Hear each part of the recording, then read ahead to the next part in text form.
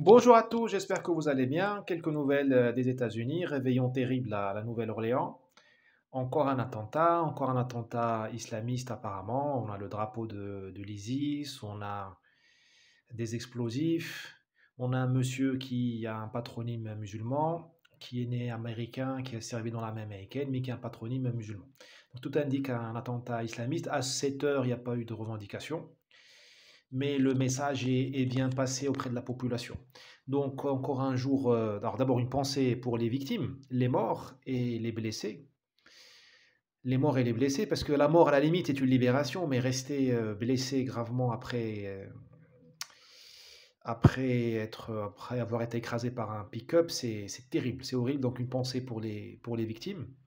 C'est vraiment le mal, hein, c'est le mal le pur, le mal dans sa version diabolique, le mal qui ne trouve pas face à lui le bien. Parce que la seule manière de lutter contre le mal, c'est être un bien armé, un bien déterminé, un bien vigoureux. Or, les gens de bien sont en prison chez nous.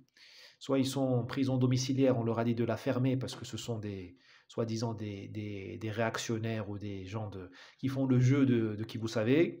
Soit ils sont en dépression, soit ils se disent bah, tant pis pour vous, je vais faire de l'argent, je m'occupe des miens, je ne vais pas aller prendre des coups pour une société qui n'en vaut pas la peine. Et quand ça va exploser, j'irai me réfugier à Miami ou je ne sais où.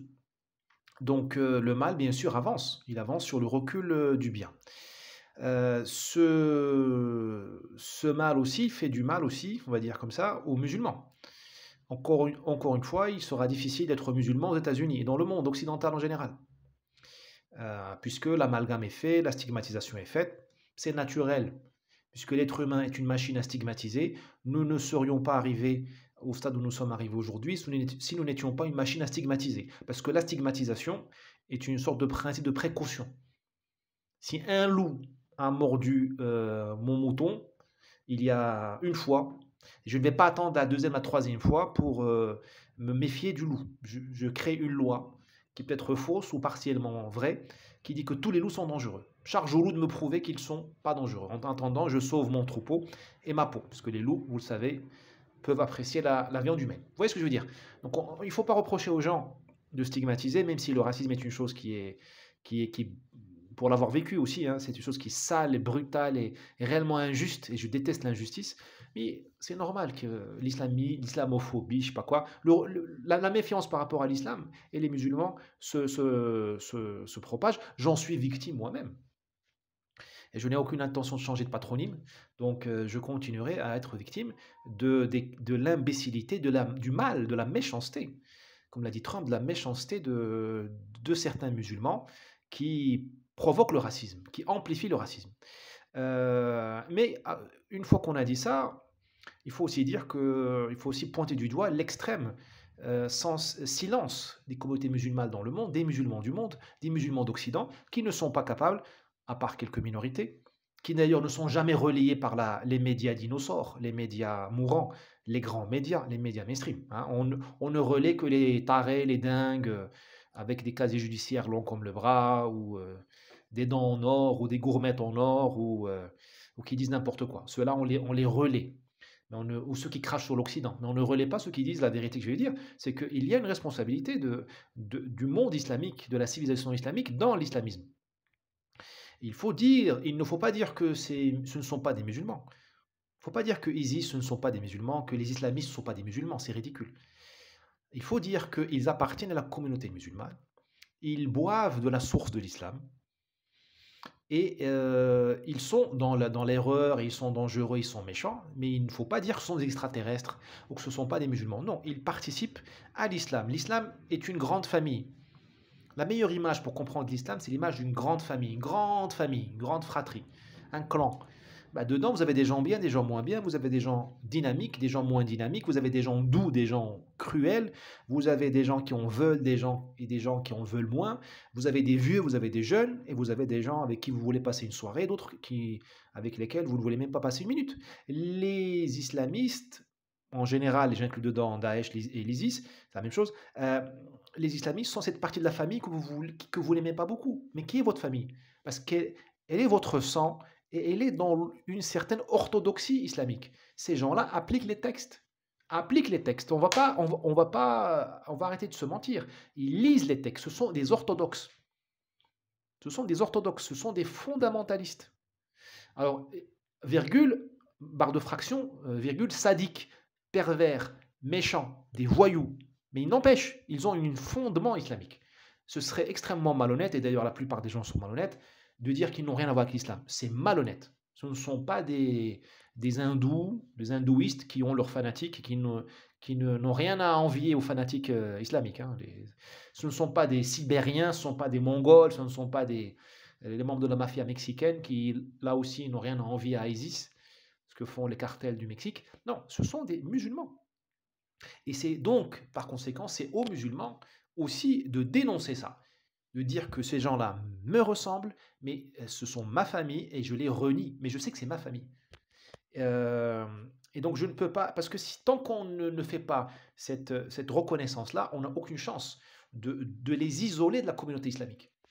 Parce que le jour où la communauté islamique réussira, se décidera à régler, à combattre ce cancer, donc qu'est-ce que c'est qu'un cancer? Ce sont des cellules qui se retournent contre la mer, contre le corps.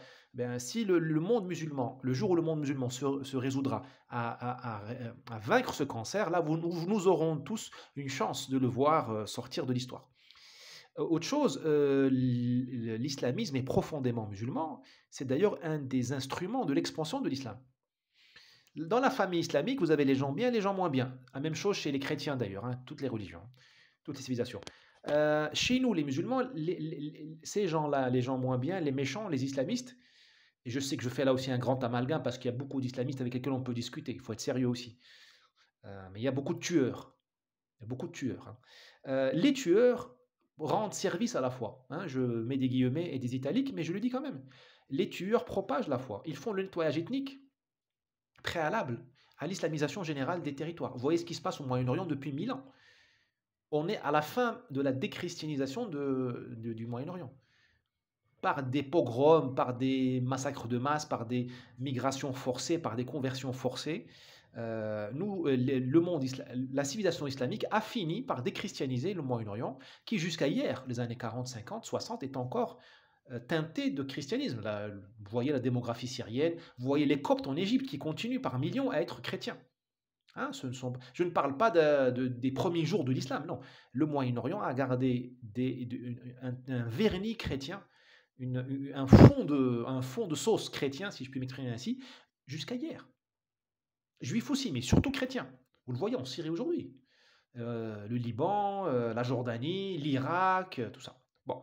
Donc, les fous, les malades mentaux, les pervers, les al-Baghdadi, tous ces malades mentaux-là, ils font le nettoyage ethnique qui propage la foi. Les mêmes ont fait le nettoyage ethnique, les génocides qui ont permis la propagation de la foi islamique en Afrique noire. La propagation de l'islam en Afrique noire a été le travail de grands sages doux et convaincants, hein, les soufis, mes amis, les Tijani, je me revendique d'eux, les grands Tijani sénégalais. Enfin, je suis très proche d'eux, j'aimerais bien un jour les rejoindre. Je n'ai pas pu le faire pendant le Covid parce que des malades mentaux ont fermé les espaces mondiaux, ont fermé la circulation aérienne et ont rendu difficile les voyages. Mais je m'y rendrai un jour. Je me sens chez moi du Nigeria jusqu'au Sénégal parce que je suis dans un mont Tijani. Bon, mais il y a à côté de ces gens-là, vous avez des mecs avec des sabres et qui ont tué les animistes, réduits en esclavage et qui ont obligé la conversion. 200 ans plus tard, qui se souvient des crimes de masse? Les gens se sont convertis. Les gens du lac Tchad, majorité musulmane, ils ont oublié que leurs grands-parents, leurs grands-mères ont été violés, maltraités, envoyés en esclavage, dépossédés, spoliés par des cavaliers musulmans. Ils sont devenus musulmans. C'est ce qui se passe aujourd'hui aussi en Europe. Ces voyous, plus ou moins narcos, plus ou moins barbus, ils font nettoyage ethnique dans les banlieues qui préparent l'islamisation. Vous avez déjà des conversions en masse. Ces Français de bonne foi qui se convertissent à l'islam, et moi je ne vais pas les critiquer parce que c'est une grande religion l'islam. C'est ma religion. Je suis suspect, mais il y a d'innombrables réserves, surtout quand on est occidental. Un occidental a d'innombrables réserves légitimes sur l'islam. Mais ces gens-là ne sont pas des voyous qui se convertissent. Ils ont oublié que les banlieues ont été, nettoyées ethniquement par des voyous. On oublie tout ça. Ce qui compte, c'est l'être humain est égocentrique. Et puis souvenez-vous, notre mé vous est-ce que vous connaissez le nom de vos grands-parents? De vos arrière-grands-parents? De vos arrière-arrière-grands-parents? J'en doute. Nous avons une mémoire qui se limite aux grands-parents. Donc, les crimes, pourquoi le crime fait partie de l'histoire humaine? Pourquoi le sang est un vecteur de l'histoire humaine, un vecteur du changement? Parce que les gens pardonnent par l'oubli. Nous oublions. Nous oublions. Bon, bah, très bien. Donc, tout ça pour dire que je pensais pour les victimes, pensais aussi pour les musulmans stigmatisés, mais il faut aussi qu'ils fassent le boulot, de reconnaître comment notre religion accueille en elle des mouvements ultra-violents, pervers, et comment ces mouvements sont utiles, avec beaucoup de guillemets, à sa propagation. Il faut faire une grande révolution morale dans le monde musulman. Je ne suis pas la personne pour la faire. Je suis, je ne suis pas un géant, mais c'est le job. C'est le job qu'il faudra faire un jour ou l'autre. Et je trouve que c'est l'honnêteté intellectuelle que de le dire. Évidemment, je suis minoritaire, évidemment. Bon. Donc je compte sur vous pour propager ces convictions en cliquant sur like et en repostant, en propageant ça sur la plateforme où vous voyez cette vidéo. Merci, à bientôt.